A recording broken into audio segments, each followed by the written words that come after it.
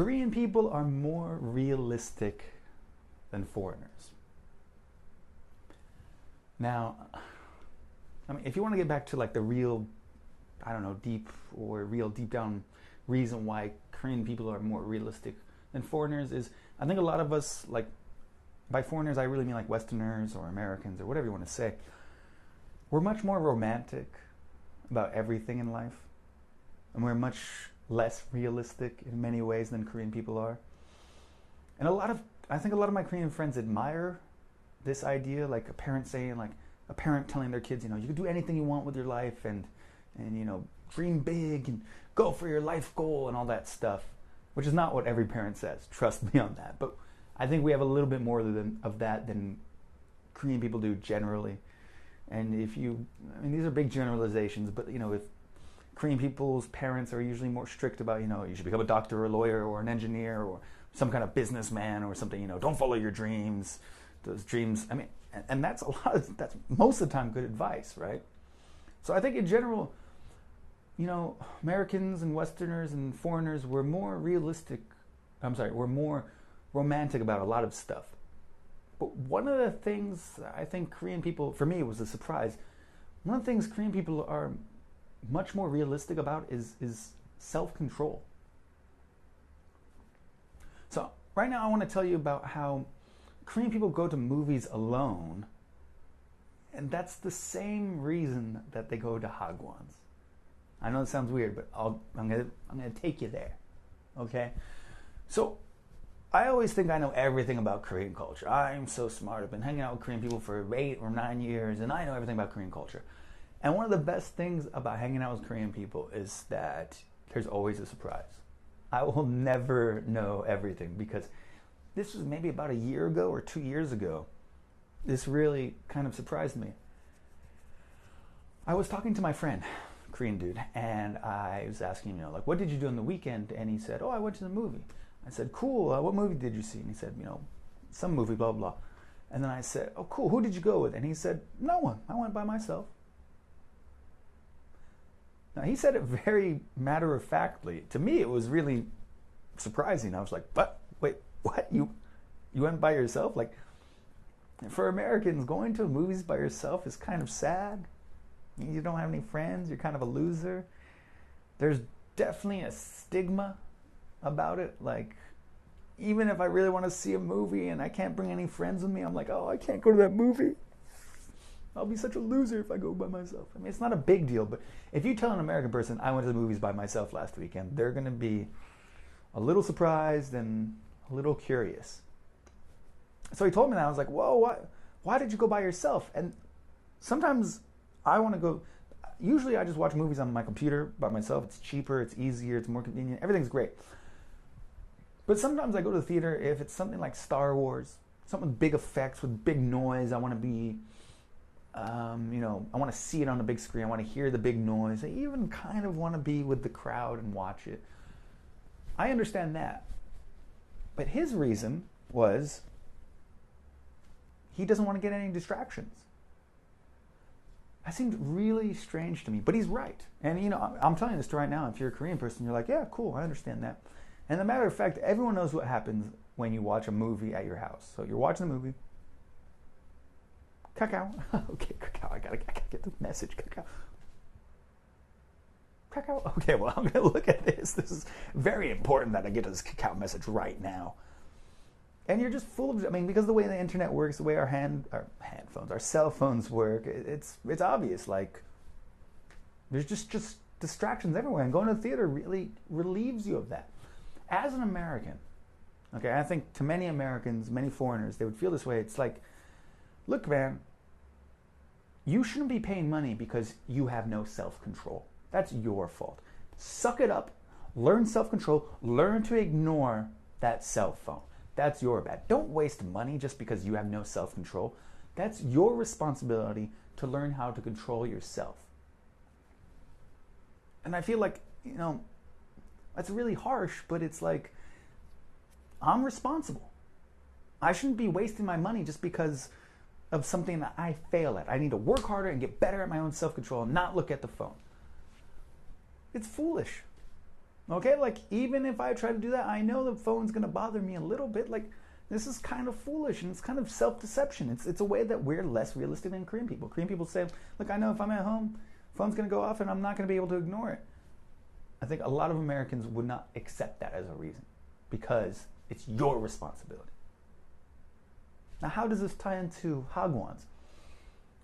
Well, let's start off with this. Basically, hagwons don't exist in America. Okay, they exist for certain things. Okay, they exist for SAT preparation, for LSAT preparation. LSATs are for the lawyer test preparation. They exist for MCAT preparation. That's the test you take for becoming a doctor. There's a few standardized tests like that where we have like preparation, I don't want to call them schools, but preparation centers, right? Where we prepare for that stuff. You know, SAT preparation, 3 or 6 months. I mean, I don't know, maybe things have changed, but when I was doing it, 3 or 6 months seemed about right. Maybe a year, a year would be a lot. I mean, if I heard about a friend who's like, I'm taking this prep course for SATs for a year, I'd be like, whoa, man, settle down. LSATs and MCATs, I assume, are much longer. You end up staying for those tests, but in general, we don't have hagwons. And Korean people, I mean, obviously Korea has a lot of hagwons. This is what I want to say. I mean, okay, so I was talking to my friend one day, and she was a little older, and her son was getting to the age of about 12 or 13. And I was like, and she was telling me like, oh, I got to start sending my kid to a hagwon. And I was like, well, you don't have to. No, I have to send him to a hagwon. I was like, well, you know, and then I gave her my theory of hagwons, which is this. 1 hour of studying by yourself is equal to 2 hours of studying at a hagwon. Because especially when you're a kid, especially when you're in middle school or in high school, you know, when you go to a hagwon, it's like not a nice place. The kid doesn't want to be there. He's just sitting there. You know, somebody's yakking at him and he's like, yeah, whatever. You know, he doesn't care. He is doing something. He is listening sometimes. He is filling out the workbook. So he is learning something, but 1 solid hour of studying by yourself from a book, you know, doing your problems, doing it by yourself, that's really efficient because you're getting things done. Being at a hagwon, you're I think it's very inefficient. And I explained this to her, and she's like, she said, like, of course, yeah, I know that. And I was like, so then why are you wasting all this money on a hagwon? You know, you could, and I even suggested to her, like, you could just pay the kid the money to do it himself. And she was like, that's weird, but also, like, and this is where the realism comes in. This is where the Korean realism comes in. She said, look, I can't sit there over my kid and make sure he does the work. And, like, if I send him a hagwon, they will at least do that. So I know at least he's doing something. And that makes a lot of sense. And I feel like, I'm not a parent, so I don't like to talk too much about this, but I feel like for Americans, our idea is it's our responsibility as a parent to teach the child to be in self-control, to teach the child to take responsibility for himself and get it done by himself, which was nice, right? Our job as parents is to get him self-motivated so he'll do it by himself. And then, like I said, 1 hour by yourself is equal to 2 hours in a hagwon. And that is great if you can do it, if it's even possible. And I think in our heads, we're very romantic about education, especially for kids. Is we think like, I'm going to be this parent and I'm going to get him so that he loves math and he loves science, or I'm going to find the subject that he loves and then he'll do it by himself. But kids aren't like that. You know, kids want to play around. Kids want to hang out with their friends. Kids want to sit on the phone and stare and do all that stuff, right?